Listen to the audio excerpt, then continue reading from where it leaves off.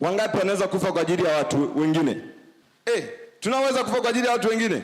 Kupitia kifo cha Yesu tunaelewa ya kwamba Mungu anatupenda. Anakupenda wewe, ananipenda mimi. Haijalishi unapitia kitu gani, haijalishi kuna mambo ambayo unayapitia ni magumu sana uwezi hata kuyaelezea, lakini unapofikia hatua ya kusema Mungu ananipenda au anipendi kwa sababu ya yale unayoyapitia, ni kwa sababu bado haujaelewa habari za kifo cha Yesu. Kwa sababu maandiko matakatifu yanasema ya kwamba hakuna upendo ulio mkuu zaidi ya huu, ambao mtu akafa kwa ajili ya mtu mwingine. Maana yake ni nini? Maana yake ni kwamba kama yeye aliweza kufa kwa ajili yetu, kutoa maisha yake kwa ajili yetu, ni hali ya juu sana ya upendo ambao aliuonyesha. Bwana Yesu asifiwe. Wangapi wanaweza kufa kwa ajili ya watu wengine? Tunaweza kufa kwa ajili ya watu wengine? Hatuwezi. Hadi wale wanandoa, jamani, hamwezi kufa kwa ajili ya watu wenu. Watoto wenu hamwezi kufa, wazazi hamwezi kufa kwa ajili yetu. Bwana Yesu asifiwe.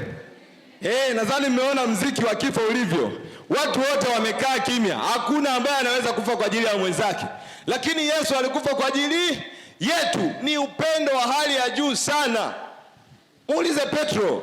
Petro alikuwa anasema mimi Yesu ninampenda sana, ninaweza kufa kwa ajili yake.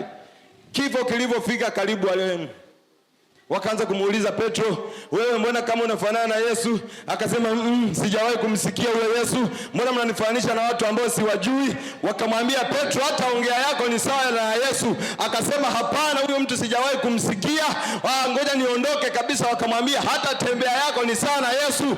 Akasema msinifananishe na watu wa ajabu. Akakimbia. Kwa sababu gani? Kifo kilikuwa mbele yake. Kwa hiyo lazima uelewe ya kwamba kupitia kifo cha Yesu, Mungu ameachilia upendo wa hali ya juu.